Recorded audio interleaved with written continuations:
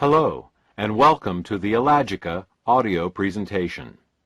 In the next few minutes, we will discuss how viruses, bacteria, fungi, yeast, and parasites affect human health, and what we can do to protect ourselves from them. This entire project was actually inspired by a phone call I received from my wife when she was visiting her parents several thousand miles away. She told me that our eldest son had suddenly come down with a high fever, sore throat, and swollen glands. She asked me what I thought might be going on. I told her he either had a viral or a bacterial infection, most likely strep throat. She asked if there was any treatment she could get at the health food store, as we don't like giving antibiotics in our family except as a last resort. I told her that in my experience, there was nothing that really worked well for either viruses or bacteria that could be found in health food stores. There were plenty of products that increased the strength of the immune response to infection, but nothing that really directly attacked the infections themselves. Well, why not get something that would increase the strength of his immune system, she asked. Our son had a fine immune system, I assured her, and the presence of whatever infection he had was certainly already stimulating a very powerful immune response.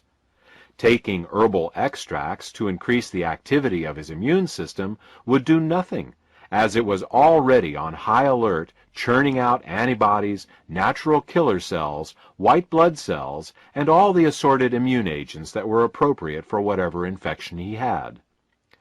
My wife was puzzled. I explained that all the products you find on the shelves of the health food store for colds and the immune system were beneficial to people with weak immune systems to begin with. What our son needed was something that directly attacked the infection itself, not an immune stimulant. If it were a virus, we would simply have to let it run its course, and if it was a bacteria, she would have to decide on whether or not to give our son antibiotics. Well, our son finally got over the infection, but the experience made me determined to create a broad-spectrum antimicrobial. I wanted something that would work regardless of the type of infection. I wanted to create the proverbial one thing that you would take to the deserted island with you. Specifically, I wanted something that went after the infections directly and didn't just stimulate an already stimulated immune system. How could I make such a product? There are literally thousands of different types of bacteria and viruses that make people get sick, and each of them would need to be addressed. I envisioned a mix of hundreds of exotic herbs from around the world, each addressing a different kind of infection. Luckily, the answer was much easier than I thought. It turns out that there is a single ingredient with the ability to directly attack almost every infection known to man, and it's found in the most unlikely of places, the humble raspberry.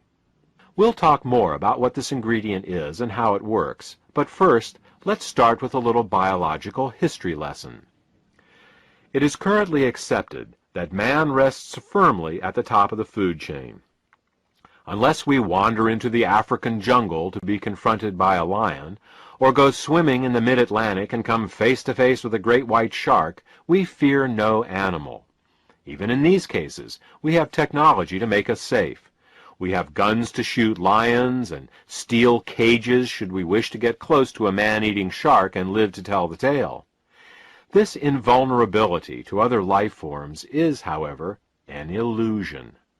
There are millions of creatures that have been feeding on us, and often killing us since the dawn of time. I'm speaking, of course, not of large and fearsome beasts with claws and fangs, but the tiniest of God's creatures. I'm talking about viruses, bacteria, fungi, yeasts, and parasites. Throughout human history, we have been at war with these infective microbes. They have colonized us, living in our skin, our lungs, our intestines, and our internal organs. Our bodies have become their homes and their food source. Early man could not attack these tiny creatures the same way he could attack a tiger or a pack of wild dogs. New strategies had to be devised. The discovery of fire and the subsequent cooking of our food was our first technological advance and major victory in our war against microbes. Parasites and bacteria were unable to survive the high temperature of our cooking fires, and so we became somewhat protected against parasitic infections of the intestines and bacteria like E. coli. The next advance was the observation that eating certain plants could help the body rid itself of certain infections. This body of knowledge was first learned by watching what plants sick animals would eat to regain their own health, and represents the true origins of modern medicine. The next advance was the domestication of cats. Cats helped us by hunting down the rats and mice that were attracted to the food and garbage of our settlements. In communities where cats were unknown, rat and mouse populations grew unchecked and were impossible to eradicate. The rats and mice themselves were not the problem. Certainly they were a nuisance, but the real danger they represented came from the infections they carried. In 1347, the Black Plague, a disease carried by rats and mice, killed 1/3 of the population of Europe. Better sanitation, plumbing, and refrigeration were the next major advances in our war against microbes. Piles of garbage in early human settlements attracted swarms of flies and other disease-carrying insects. Instead of human waste and refuse being thrown out of the window onto the streets, indoor plumbing and garbage removal services were instituted.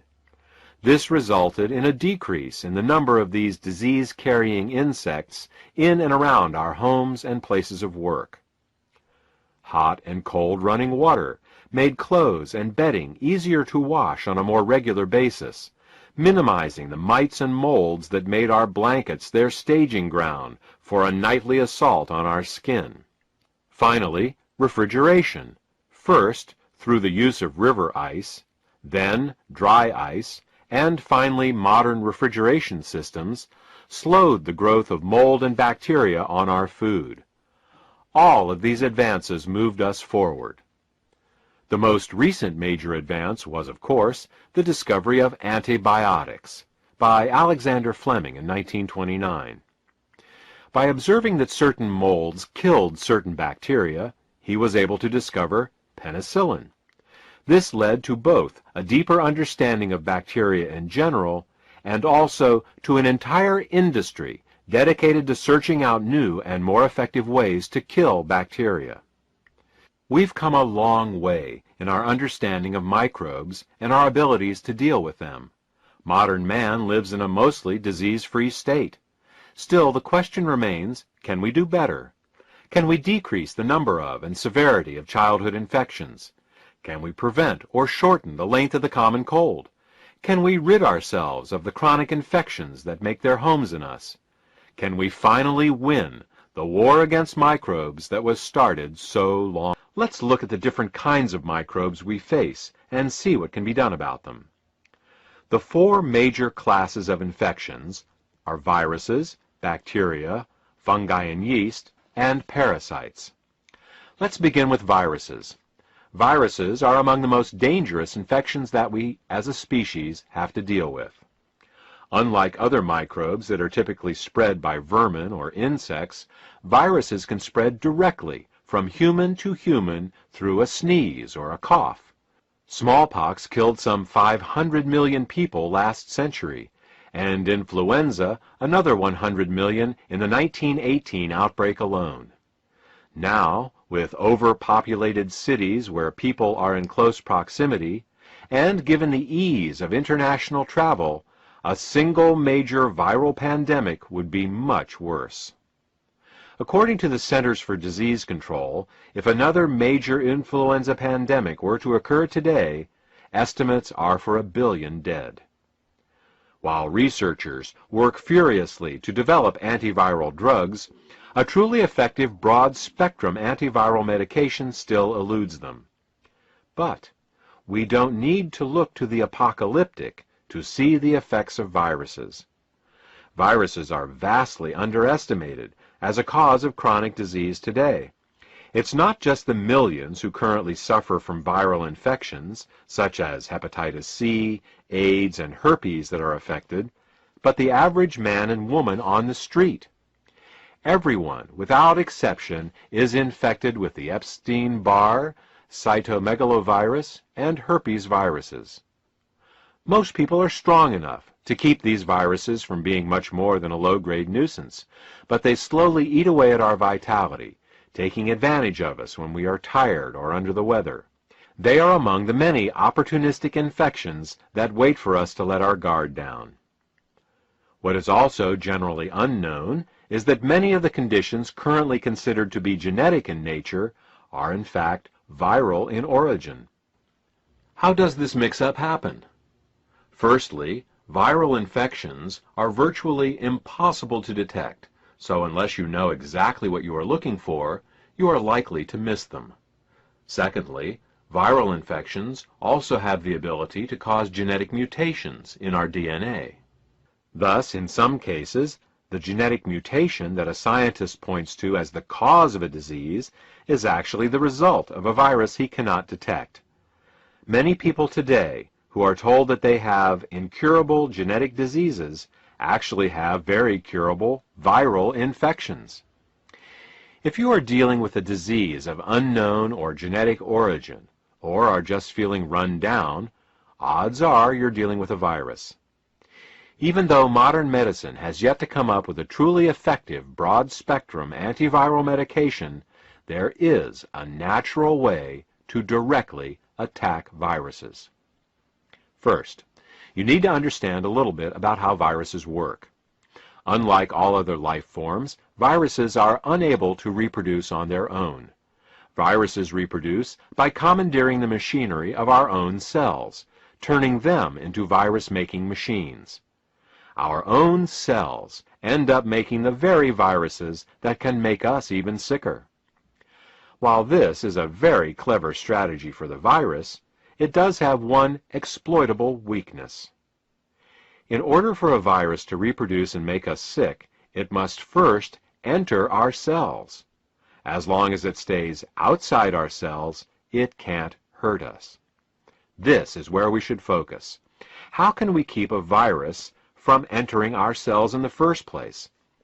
It turns out that many viruses use an enzyme called integrase to get inside of our cells. If we can inhibit the integrase enzyme, then many viruses won't be able to get inside our cells to reproduce. Now, back to our friend the raspberry. Ellagic acid, a compound made from raspberries, does just what we are looking for in our fight against viruses. Ellagic acid is an integrase inhibitor. If we take ellagic acid, we will be able to inhibit many viruses, known and unknown, from entering our cells and reproducing.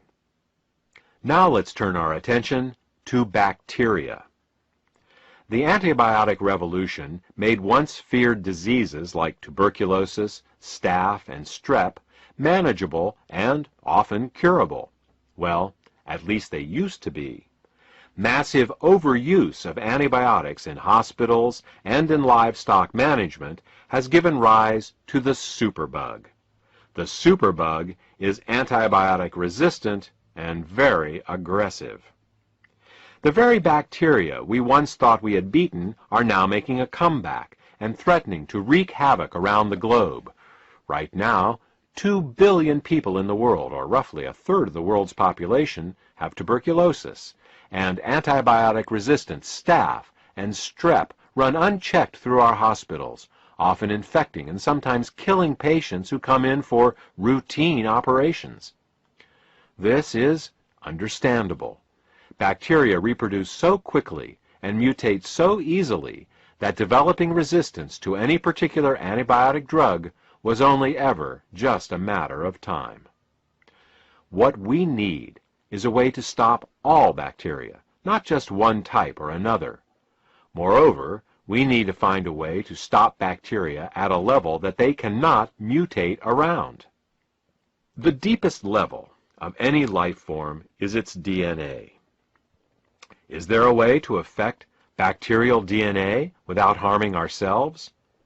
It turns out that there is. Bacteria, like most life forms, coil their DNA molecule into a very tight ball.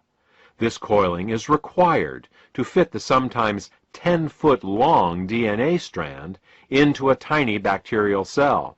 That's right, DNA can be up to 10 feet long, and it has to fit in a cell 30 million times smaller than its length. Now, what would happen if we were able to uncoil that DNA strand? What if we could pull on it like the loose string on a knitted sweater? You guessed it, the whole coil would unravel. When the DNA is coiled up, the information is accessible, but in an uncoiled state, the DNA would be unreadable. In this state, the bacteria wouldn't have the information required to run its basic life processes.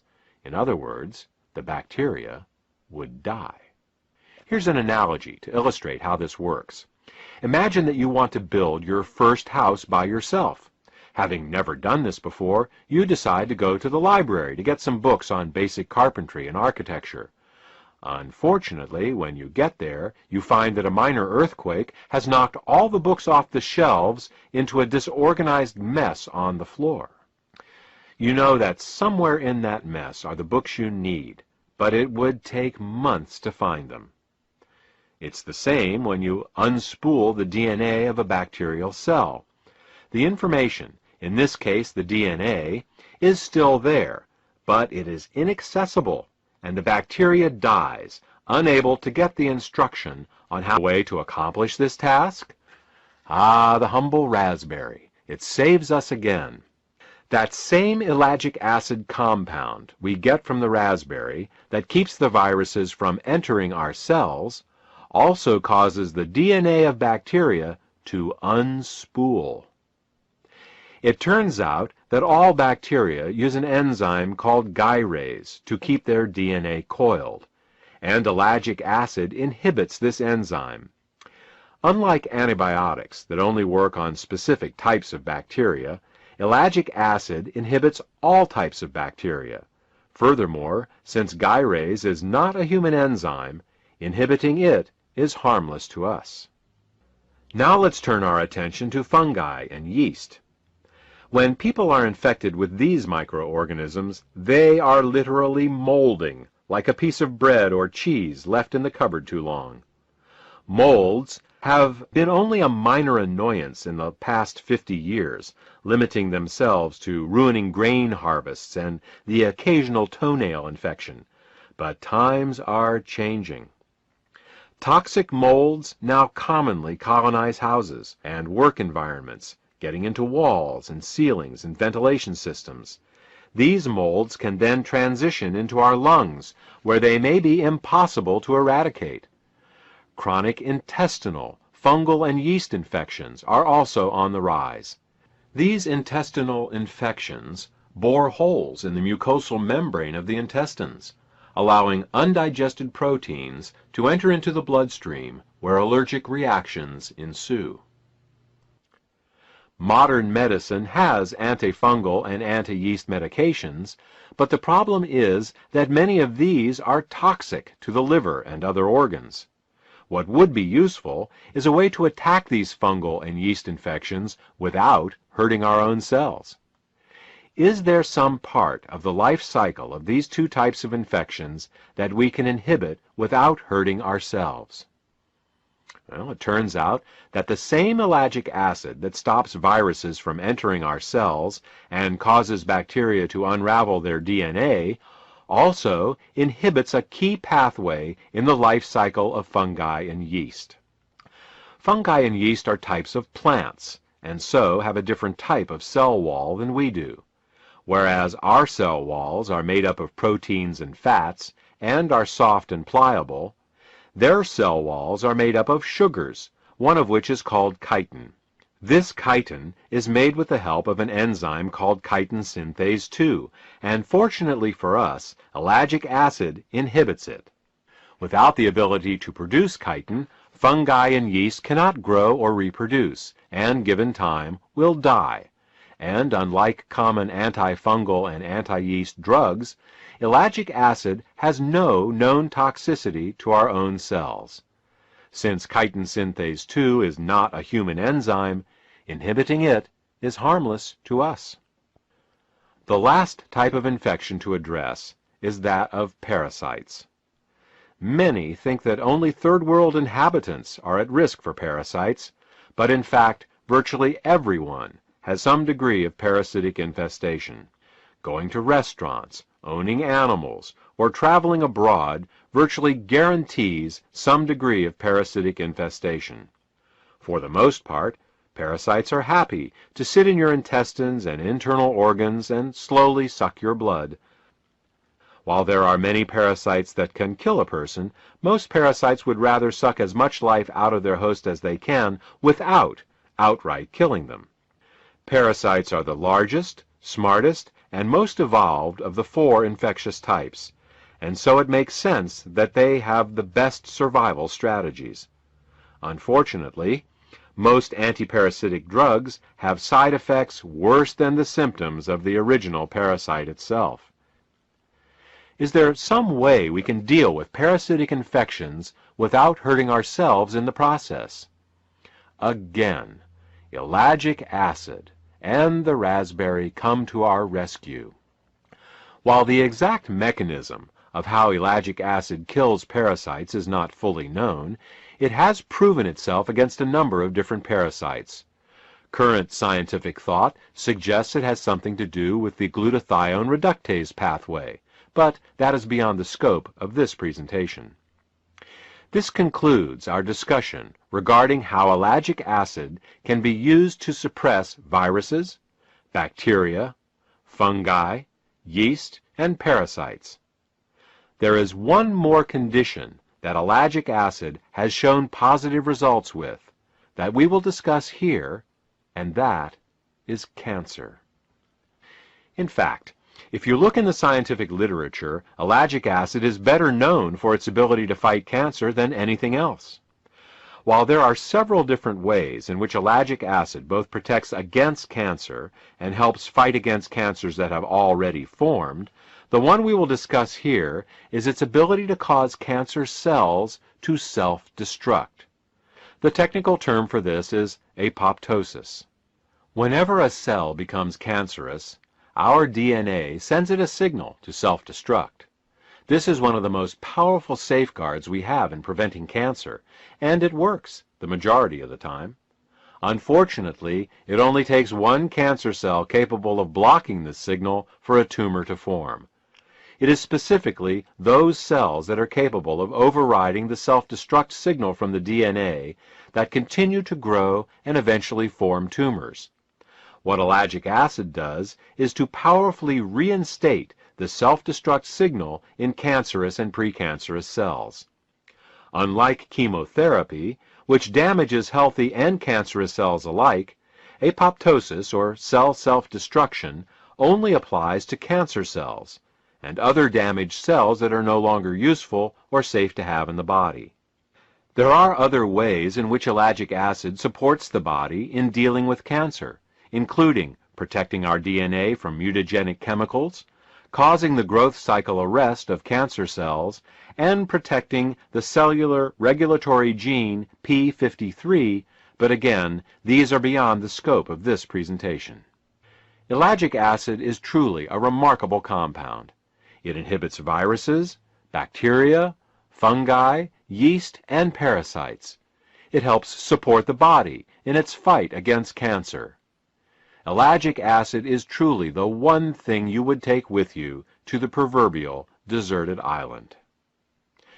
I hope this information has been useful for you. For more information about ellagic acid, or to order Ellagica, a USP-grade ellagic acid supplement, contact the healthcare provider who gave